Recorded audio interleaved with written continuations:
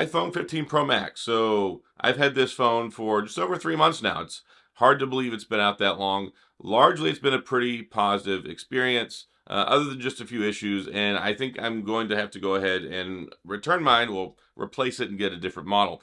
I've been having some issues. Mostly, I think, are probably iOS related. So I complain about all the time.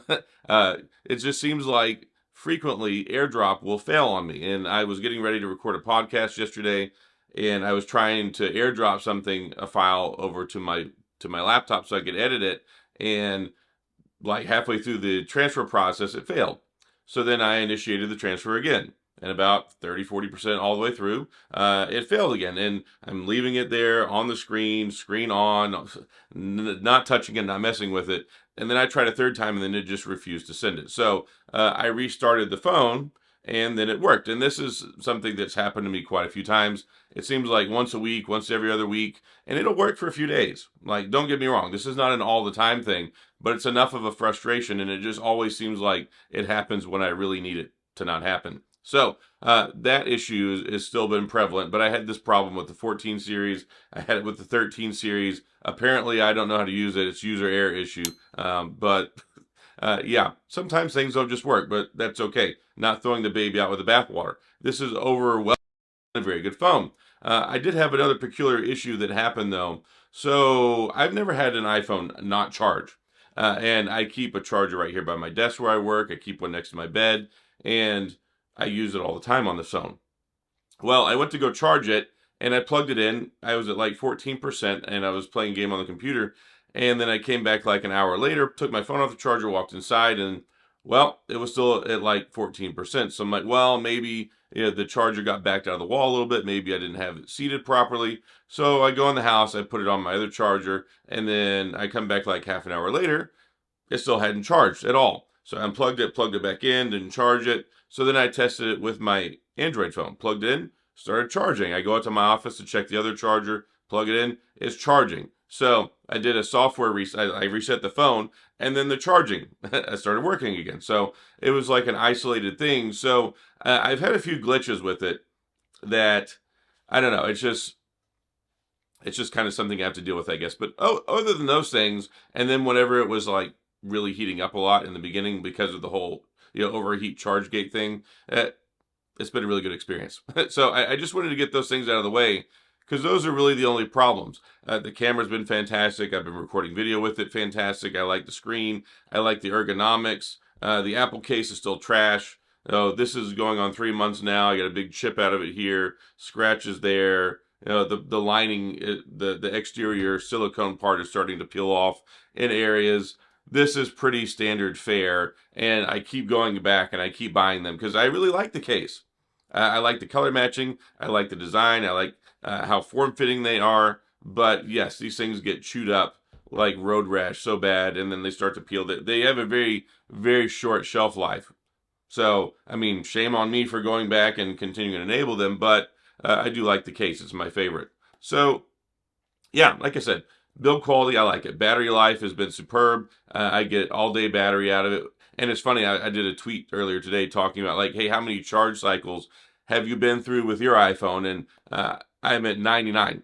So I'm fixing to cross over into the threshold for the century mark for my charging. But I've been pretty well impressed with it. And I didn't say it was my phone of the year, which I don't think it is. I think the S23 Ultra is a better overall phone, but I think it's a very good phone. And I think that Apple has done a very fantastic job with this phone. So I have a lot of thumbs up for it. And I will say I think it's probably replaced as being my most favorite model iPhone that I've ever owned.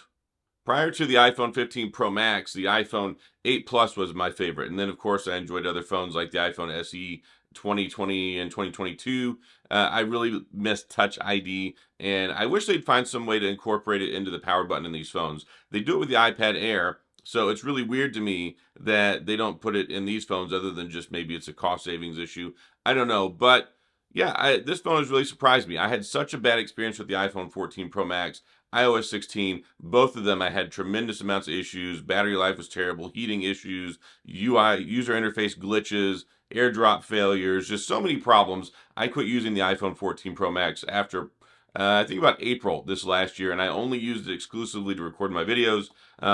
And I've actually been really happy. Right now I'm recording with my Sony Xperia 1 Mark V, and it's finally been able to liberate me a little bit to where I don't have to record everything with the iPhone. I'm trying to improve my video quality, but it is crazy to me the quality that you get with the selfie camera and the primary camera in the iPhone, because it's so great for B-roll. It's so great for just regular talking video, and there are some pretty decent accessories. I have this really nice Shure MV88 Plus microphone that I use with it, and yeah, it's worked out pretty well. I mean, it allows me to do this every single day. It's what I do for a living. So just being able to do that, being able to airdrop it to my MacBook when it works, edit it in Final Cut Pro, upload it.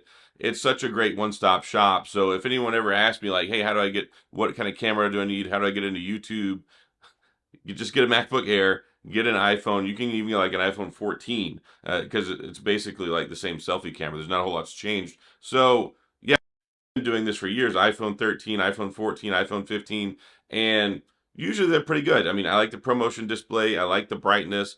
I really like the ergonomics on this one. I like the rounded edges. I like that it's USB-C now, solid speakers. I mean, there's just so much about this phone that it really has been a good experience, and especially it's been a big step up from last year. I still hate that it's eSIM.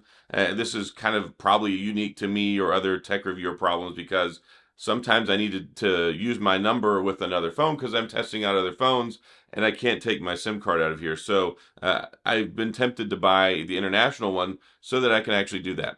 Only other real issues are the signal doesn't seem that great for me. And it's really odd because that's not usually been an iPhone problem for me, but my Wi-Fi signal is not very good. Even in equal areas, like I'm out here in my office, my Wi-Fi router's inside the house. Even my old BlackBerry Key 1 with its Wi-Fi on there seems to work better than this one. So Wi-Fi's not been impressive, and I get really bad signal quality in areas where I shouldn't. And I don't know, maybe they can fix that with a software update. I don't know if other people have been experiencing that, but I wanted to talk about it. I didn't want to make a video like, oh, my phone's having issues, but I wanted to talk about it in this video because my signal and my Wi-Fi is not good. And this has been with AT&T and T-Mobile. So I don't know. So just a few little quirks and frustrations here and there, but overall, it's been a very positive experience. Even 3 months later, I like it. Other than some things with iOS, I still hate that I can't move the icons around where I want them without shifting everything around. That's not exclusive to this phone. I hate that it takes like 10 steps just to make a simple phone call, whereas with Android, you can just pull up the dialer, start typing a number, and it starts pulling up people's contacts. So yeah, there are things I would like them to change for sure. And also, the lens flare has gotten better at nighttime, even though it's still there, and it's still sometimes the HDR will make your face look a little red under certain lighting conditions. But overall, very positive win. Very good phone, excellent cameras, excellent video. I mean, I like it. And for me to come out and like really like so many things about this phone, as somebody who notoriously is not the biggest iPhone fan, I think it's good. I think it's a really positive for this phone. I think they've done a good job. And the Pro Series, especially the Pro Max, I've really enjoyed it this go around. So I wanted to share that 3 months later. Still going pretty good.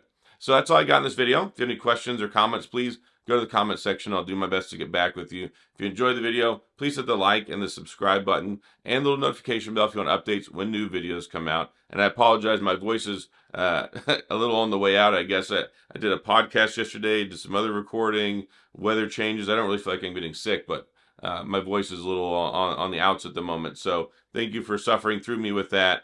And yeah, thanks for all you do. I appreciate it. You showing up every day watching these videos is what enables me to do this on a daily basis, to do what I love, to share these videos and my experiences with y'all. So thanks again. As always, I appreciate it. And I'll see you guys next time.